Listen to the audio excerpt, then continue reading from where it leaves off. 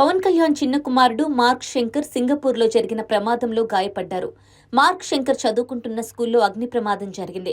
ఈ ప్రమాదంలో చేతులు, కాళ్లకు గాయాలయ్యాయి. అలాగే ఊపిరితిత్తుల్లోకి పొగ వెళ్లిపోవడంతో ఇబ్బంది పడుతున్నాడు. మార్క్ శంకర్ ను వెంటనే ఆసుపత్రికి తరలించి వైద్యం అందిస్తున్నారు. అయితే పవన్ కుమారుడు త్వరగా కోలుకోవాలని పలువురు కూటమి నాయకులు ఇప్పటికే ట్వీట్ చేశారు. అయితే తాజాగా పవన్ కుమారుడికి ఆయన ప్రమాదం విషయం తెలియగానే తాను షాక్ కి గురైనట్లు ఏపీ మాజీ సీఎం జగన్మోహన్ రెడ్డి ట్వీట్ చేశారు. మార్క్ శంకర్ త్వరగా కోలుకోవాలని కోరుకుంటున్నాను అంటూ జగన్ తన ట్వీట్ ద్వారా తెలియజేశారు. పవన్ కుమారుడు మార్క్ శంకర్ పవనోవిచ్ ప్రస్తుతం తన తల్లి అన్నా లెజినోవాతో కలిసి సింగపూర్లో ఉన్నారు.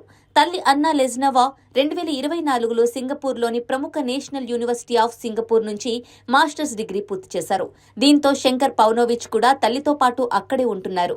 అయితే శంకర్ ను స్కూల్ కు పంపిస్తుండగా అక్కడ ఈ ప్రమాదం జరిగిందని తెలుస్తోంది. పవన్ కళ్యాణ్ సతీమణి అన్నా లెజినోవా ఎన్నికల సమయంలో ఏపీలో ఉన్నారు. కానీ ఫలితాలు వచ్చిన తర్వాత కొంతకాలం హైదరాబాద్ లో ఉండి ఇప్పుడు చదువు నిమిత్తం సింగపూర్ కు షిఫ్ట్ అయ్యారు.